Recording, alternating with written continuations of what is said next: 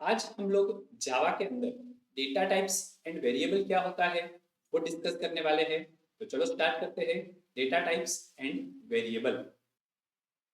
Data types यानी कि programme के अंदर आपको कौन से टाइप का डेटा एंटर करना है। यानी कि प्रोग्राम के अंदर आपको नंबर चाहिए, कैरेक्टर यानी कि अल्फाबेट्स एंटर करवाना है, या आपको बुलियन इंसर्ट करना है। बुलियन यानी यहाँ पर होता है ट्रू एंड फॉल्स। आपको अगर नंबर एंटर करवाने तो नंबर के अंदर आपको इंटीजर वैल्यूज एंटर करवानी है या आपको फ्लोटिंग पॉइंट इंसर्ट करना। तो यहाँ पर अलग अलग टाइप के नंबर्स आते हैं। तो आपको कौन सा नंबर कौन से टाइप का डेटा जावा के अंदर इंसर्ट करवाना है, ये हमें डेटा टाइप बताता है। यहाँ पर आपको कुछ इनबिल्ट डेटा टाइप दिए हुए हैं। ये इनबिल्ट डेटा टाइप को जावा के अंदर हम प्रिमिटिव्स डेटा टाइप बोलते हैं। एंड टोटल ये 8 टाइप के प्रिमिटिव्स डेटा टाइप हमें यहाँ पर दिए हुए हैं। अब ये 8 टाइप्स के प्रिमिटिव डेटा टाइप्स कौन कौन से हैं, तो उसका पूरा लिस्ट आपको यहाँ पर टेबल में दिया हुआ है। लेकिन उससे पहले आप ये सोच रहे होंगे कि प्रिमिटिव यानी इनबिल्ट, जो सिस्टम ने हमें दिए हुए हैं उसे हम बोलते हैं इनबिल्ट। यहाँ पर नॉन प्रिमिटिव डेटा टाइप भी होते हैं यानी कि यूजर डिफाइंड। लेकिन अभी हमारा फोकस कहाँ पर है, प्रिमिटिव डेटा टाइप के ऊपर। अब सबसे पहले यहाँ पर हमें बाइट दिया हुआ है।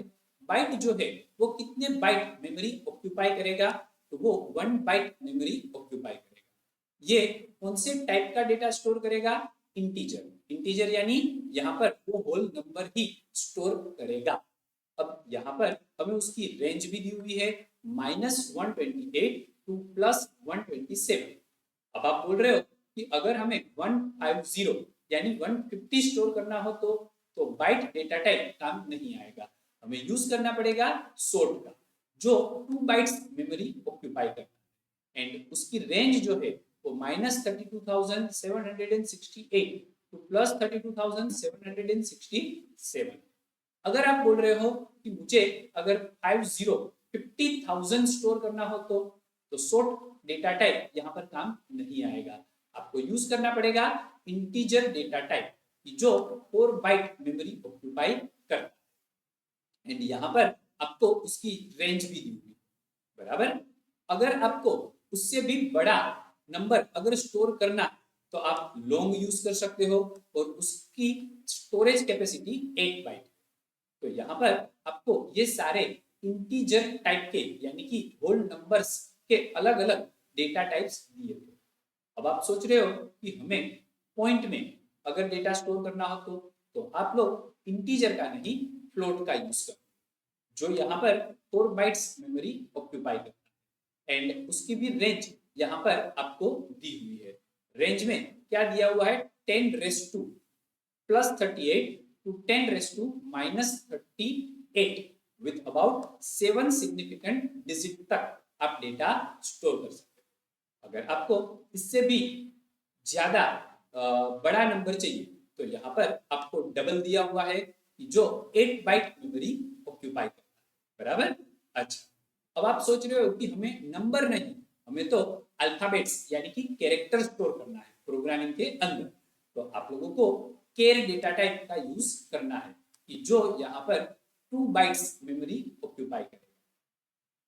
अगर आपको यहाँ पर ट्रू एंड फॉल्स सिर्फ 2 पॉसिबिलिटी ही देनी है तो हम यूज करेंगे बुलियन डेटा टाइप का, और जो 1 बाइट मेमोरी ऑक्यूपाई करता है, बराबर। तो यहाँ पर ये सारे अलग अलग टाइप के डेटा टाइप्स दिए हुए हैं जिसका यूज हम प्रोग्राम के अंदर करेंगे। अच्छा, अब डेटा टाइप के बाद हमें यहाँ पर नेक्स्ट दिया हुआ है वेरिएबल। अब ये वेरिएबल क्या है, तो सिंपल लैंग्वेज में अगर बात करें तो वेरिएबल यानी कि जिसके अंदर हम डेटा स्टोर कर सकते हैं। अब ये जो डेटा स्टोर करते हैं वो यहाँ पर चेंजेबल होता है, यानी कि वो फिक्स अमाउंट नहीं होती है। प्रोग्राम के अंदर उसकी वैल्यू कंटिन्यूस चेंज होती रहती है, तो उसको हम बोलते हैं variable.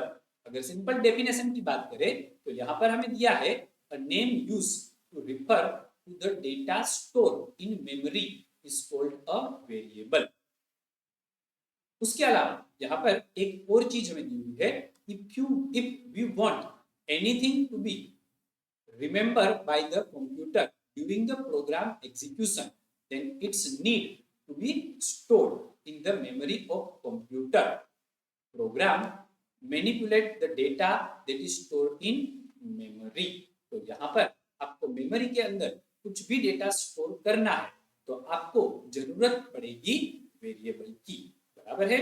Okay, variable can take different data values. अब यहाँ पर वेरिएबल जो है वो डेटा टाइप के हिसाब से अलग अलग वैल्यू को स्टोर करेगा। कैसे? तो यहाँ पर सबसे पहले हमें सिंटेक्स दी हुई है, टाइप नेम, यानी यहाँ पर क्या लिखना है मुझे, डेटा टाइप, एंड उसके बाद वेरिएबल का नाम। वेरिएबल का नाम आप कुछ भी ले सकते हो। तो यहाँ पर हमें एक एग्जाम्पल दिया हुआ है तो हमें प्रॉपरली समझ में आ जाए, इंटीजर मार्क्स। तो मार्क्स जो है वो मेरा वेरिएबल हो गया एंड इंटीजर जो है वो मेरा डेटा टाइप।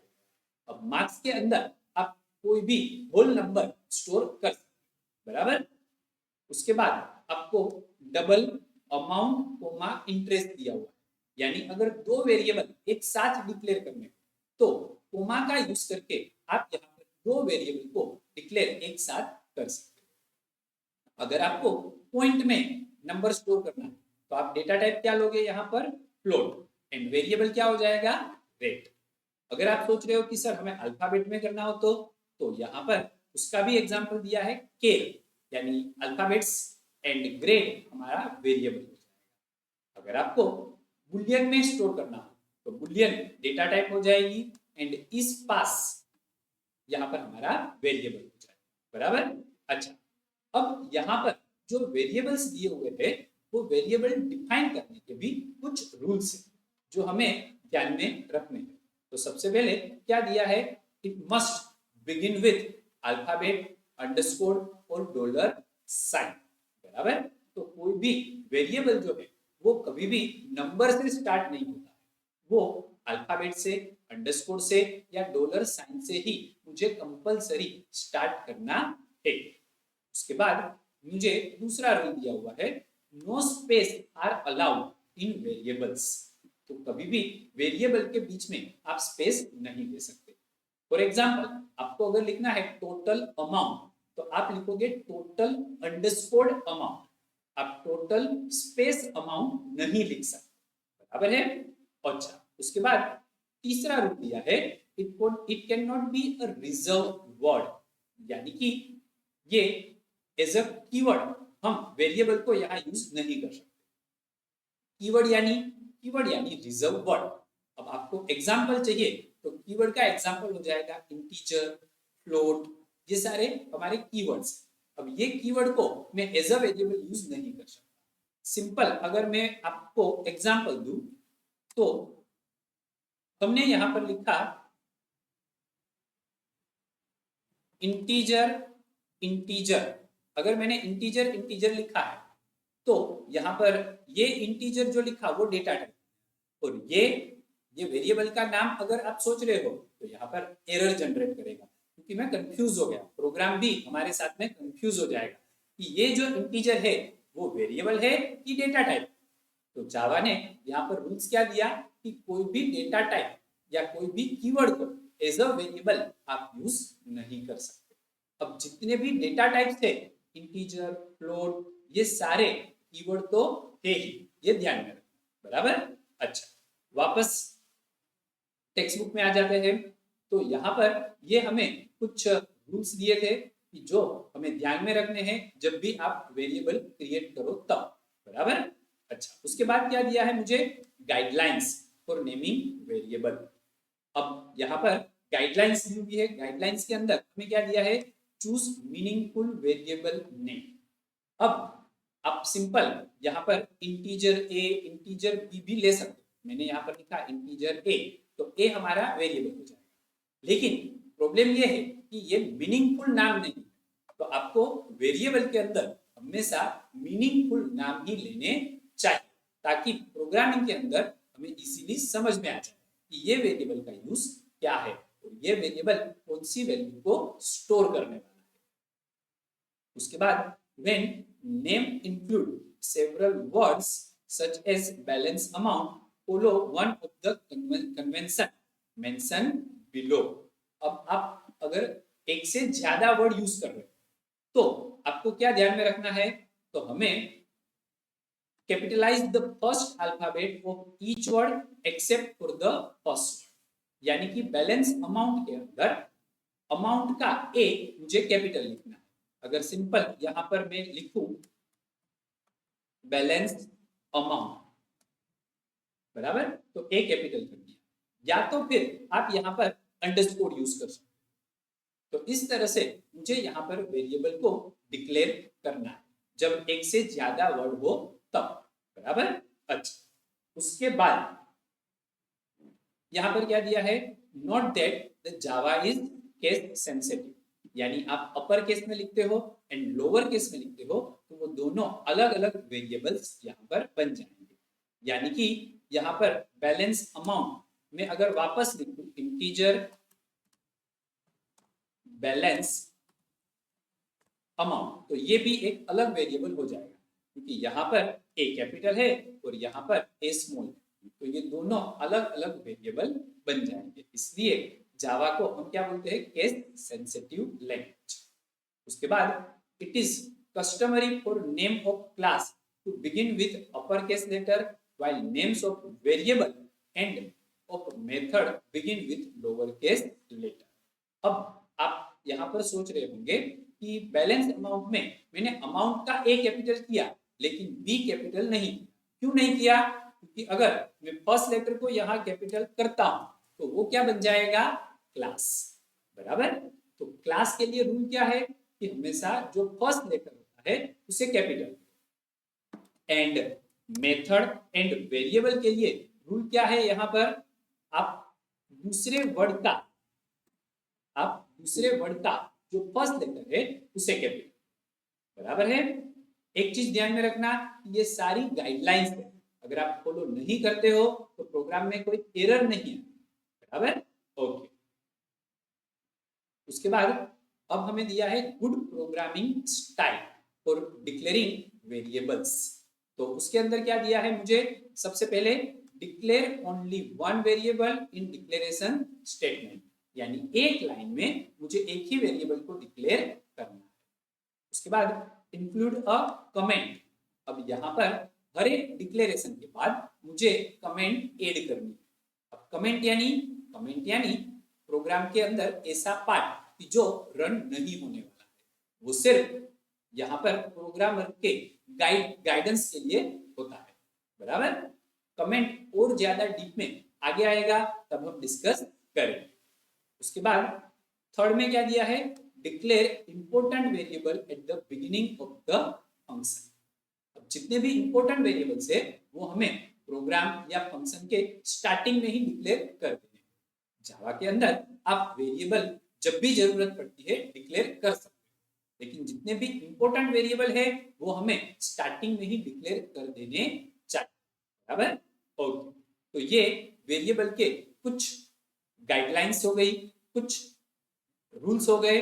अब हमें यहाँ पर एक सिंपल सा एग्जांपल देना है कि जिससे हमें पता चल जाए कि वेरिएबल प्रोग्राम के अंदर कैसे यूज होता है। तो चलो एक छोटा सा प्रोग्राम बना लेते हैं। अब आपको पता है कि जावा के अंदर कोई भी प्रोग्राम बनाने के लिए मुझे सबसे पहले क्लास बनाना पड़ेगा। तो मैंने यहाँ पर एक डेमो नाम का क्लास बना लिया। इसके अंदर मुझे लिखना है यहाँ पर पब्लिक स्टैटिक वॉइड मेन,